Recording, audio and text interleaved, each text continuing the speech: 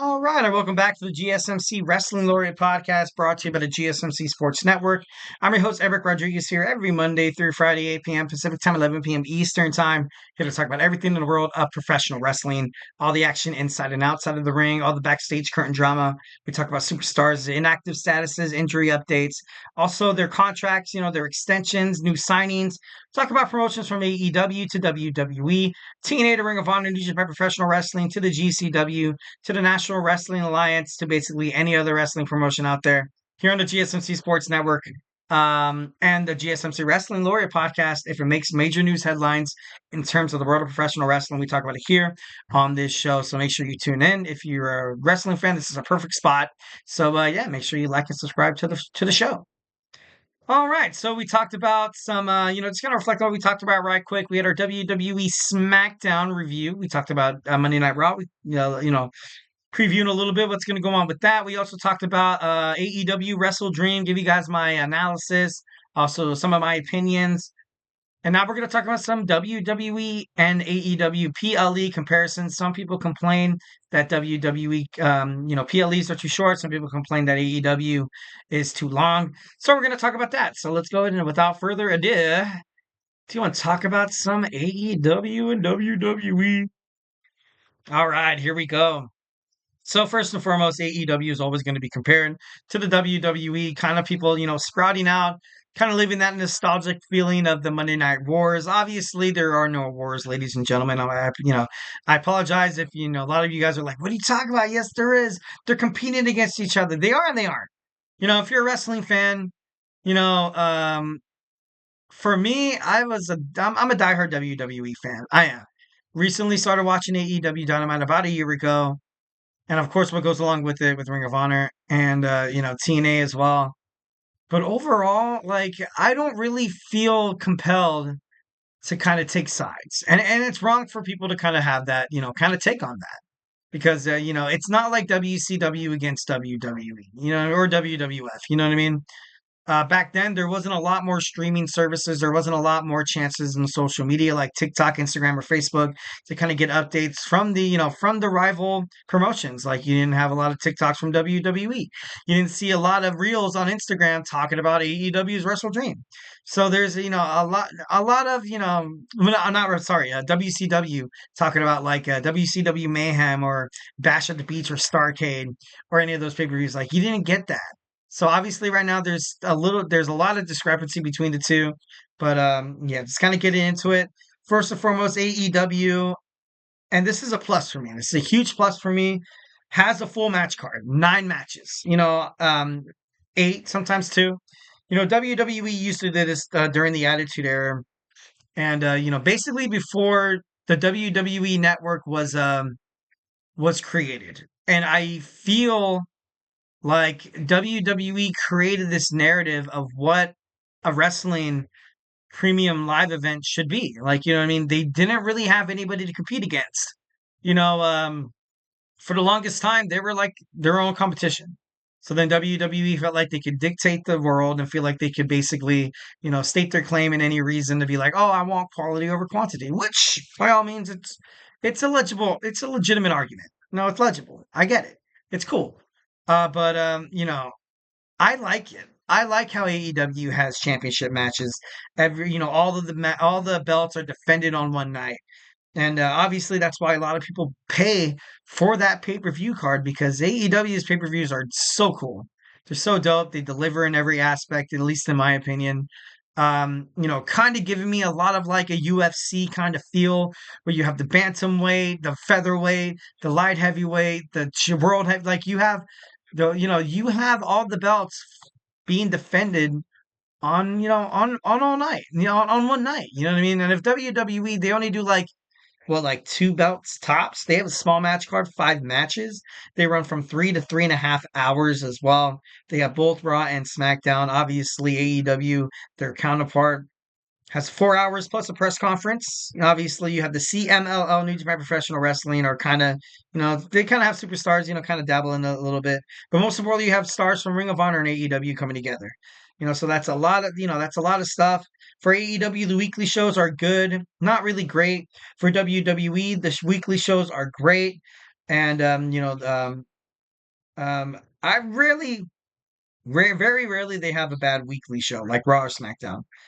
The pay-per-views on AEW is absolutely stand up. It's incredible. The PLEs on WWE are great, but at times they seem like they can kind of leave some things out, kind of let you down a little bit, kind of like superstars not defending their championships, like what's happening with the WWE World Tag Team Champions on Monday Night Raw. That's kind of a troublesome, kind of some a subject that kind of rubs me the wrong way.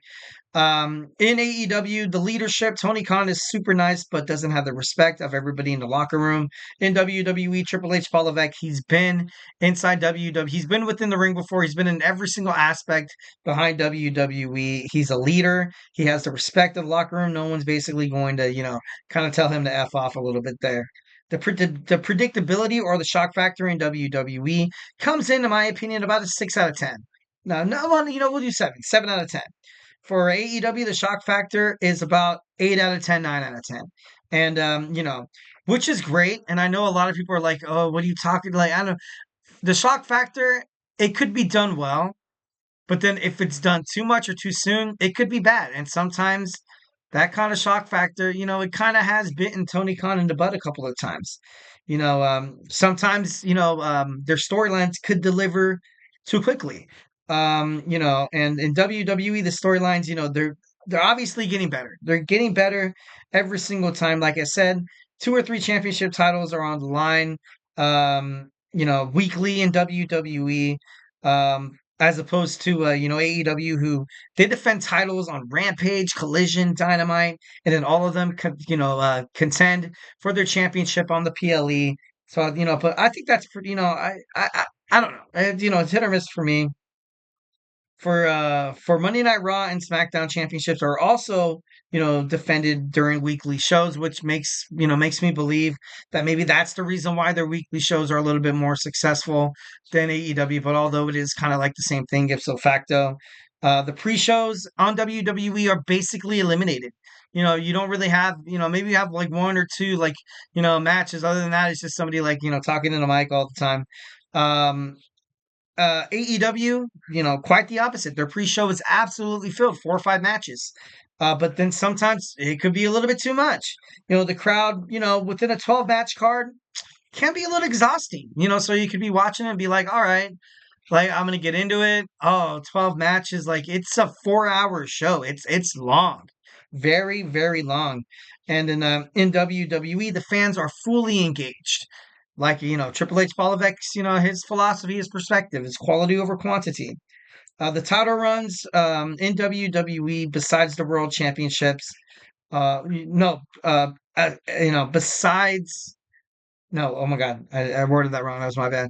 Title runs for World Heavyweight Championships are kind of long. Title runs for AEW, their title runs are kind of short, depending on the division. So overall, I feel like that's kind of a kind of equals there. In my opinion, I feel like there's nothing wrong with AEW's pay-per-views, and then also I feel like there's nothing wrong with WWE's creating this comparison. Ultimately, I feel like both are great. Both are great. Another side note that Tony Khan recently said in an interview that because the NFL is basically king in terms of the ratings, they're going to start having their PLEs on Saturdays, which is very interesting because if it somehow some way goes up against WWE, which I feel like they would never ever do, it would be bad. It'd be really, really bad. And WWE, much like, this new TKO Holdings agreement, Dana White, the president of UFC, basically said, if there's ever a time where the UFC, butt heads with WWE in terms of airtime, WWE is going to be the first one to go to Sundays. Both of them trying their luck. Like I said, the comparison between these two, I feel like both of them are good. None of them really outweighs the other. That really wasn't the part of this. There wasn't the part of this segment, but it's kind of just the way of how the two kind of ultimately compare. Why some fans prefer one or the other. Usually, when one kind of disagrees with something that WWE does, it's like, okay, they do this for that, and the same people are the same argument could be made for AEW, but then you also kind of decipher that as well and kind of defend that stance or that hot take as well in the world of professional wrestling, and how long and how quality should be in terms of the premium live events from both All Elite Wrestling and the World Wrestling Entertainment. So, like I said, by all means, I never meant to kind of compare the two. I know it sound like a giant hypocrite being like you can't really compare WCW and AEW, and you can't really compare any wrestling promotion nowadays because of the where we are right now in the digital era. There's so many streaming services you can stream live on Twitter, like you see with WWE Speed, like what the National Wrestling Alliance has done ever since they lost that contract with the CW. Um, so both PLEs are awesome. To be honest, in my opinion, and it might be a little hot take here, I love the pay-per-views from Tony Khan. I got to be honest. I'm a sucker for him. I feel like it's great. A lot of action. A lot of action. Like I said, different viewers, different tastes and stuff like that. But in my opinion, I feel like they can do no wrong. All right, guys. So that was pretty cool to talk about. Next, we're going to talk about our fifth and final segment. We're going to talk about some good old fashioned New Japan Professional Wrestling, King of Pro Wrestling. We're going to talk about it. Going to give you guys my results and stuff like that. I'm also going to talk about retirement. That's one of the main superstars from New Japan Professional Wrestling is taking a step down. January, he's going to be done. We're going to talk about him when we come back. So hey, do not go anywhere.